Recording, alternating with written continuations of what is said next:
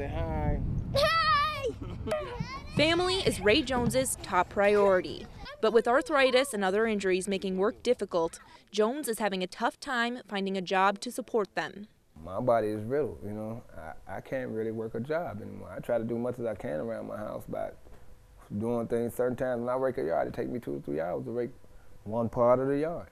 Help came to Jones through the Promise Neighborhood, a program whose mission is to increase opportunities for low-income families in central Minnesota. The program started last August. Jones has been involved as both a participant and volunteer ever since.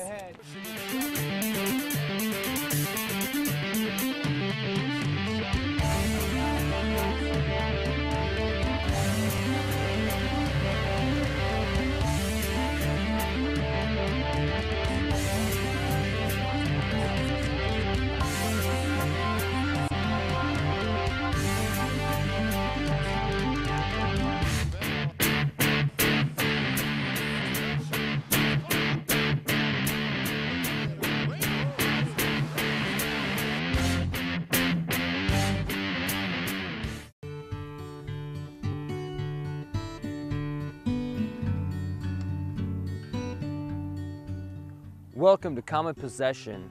This program is designed to address environmental, legal, and health issues. This week we'll be focusing on the environment and what you can do to have a positive impact. Hi, I'm Professor Rick Duque, and coming up, I'm going to show you how you can solve 3 global problems just by buying coffee. Yeah, aluminum foil is recyclable. Reduce a little and use a bag.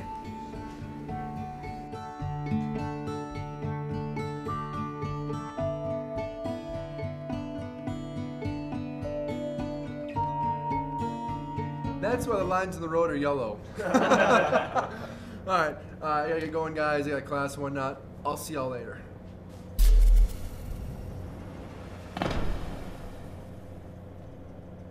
So another Mexican standoff.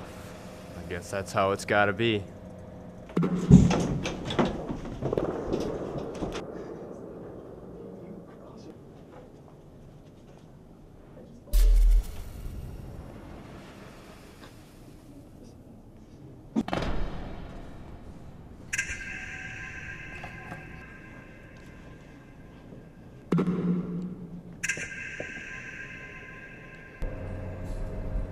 Bang!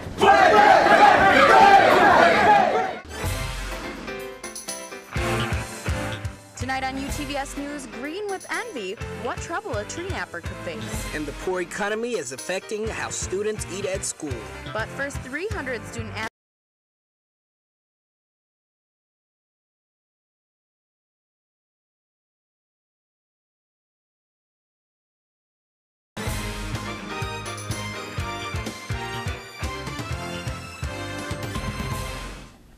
There may not be snow on the ground, but it seems like Minnesota winter is creeping up on us. Welcome to UTVS News. I'm Lindsay Branwell. And I'm DeMario Thornton. With the temperatures declining, Minnesotans are gearing up for the winter weather.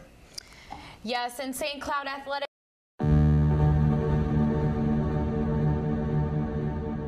Camera back. Say hi. Hi! Family is Ray Jones's top priority. But with arthritis and other injuries making work difficult, Jones is having a tough time finding a job to support them. My body is brittle, you know. I can't really work a job anymore. I try to do much as I can around my house by doing things certain times. When I rake a yard, it takes me 2 or 3 hours to rake one part of the yard. Help came to Jones through the Promise Neighborhood, a program whose mission is to increase opportunities for low-income families in central Minnesota. The program started last August. Jones has been involved as both a participant and volunteer ever since. To me, it's more like a unit, a family. You know what I'm saying? We are trying to put all these other little families together. It was almost like a base community, okay? The program provides after-school opportunities for students, job training for parents, and other resources that help bridge between aiding services and the families that need them. While the program benefits all of central Minnesota, it's based in St. Cloud's Tulahee neighborhood, an area that, according to data from the University of Minnesota's Institute of Race and Poverty, saw an over 50% jump in the number of students needing free or reduced lunches in 5 years. In 2010, Isaiah had commissioned the Kirwan Institute to do a report on the change in demographics and economic standing in central Minnesota. And from that report called Shining the Light, we learned that the district was struggling and there had been a great increase in the number of children receiving free and reduced lunch and a number of students that were not passing the Minnesota standardized testing. Tulahee was the most dramatic in that. From 10 years prior, they had been one of the top schools. They had had the fewest free and reduced lunch and the least number of students of color.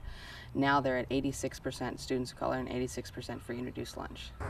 A major focus of the program is on children and their success in school. The program belief is that their success here has everything to do with the community around them.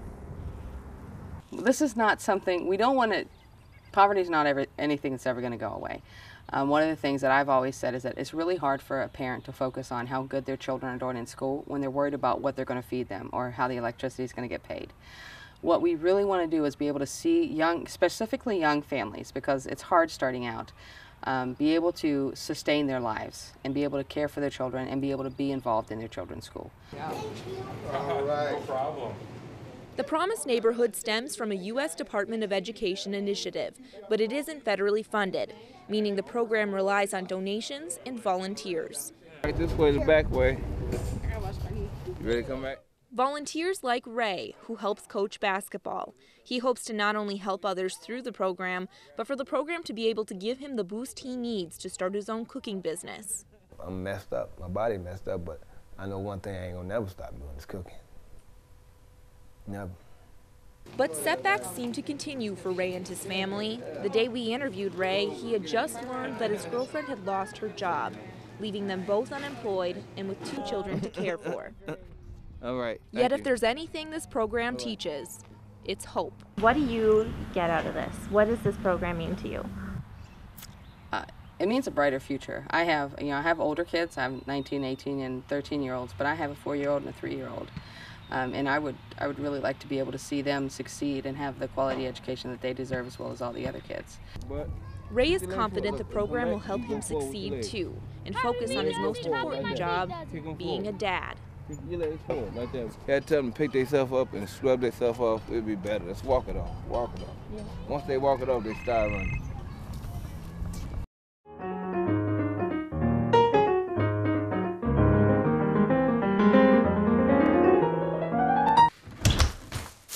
Finally! Make me lasagna!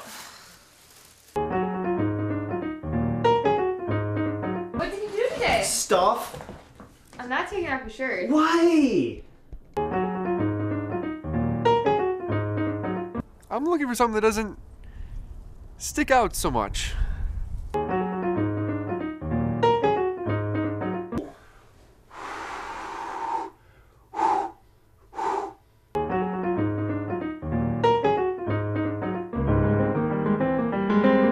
What?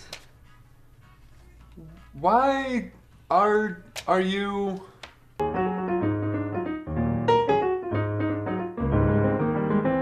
Ah! Oh, you had a black hole in your chest. Turns out to be nothing.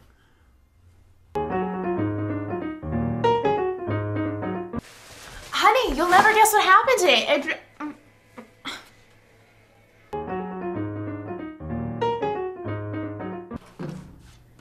Oh, hey, did you pick up that?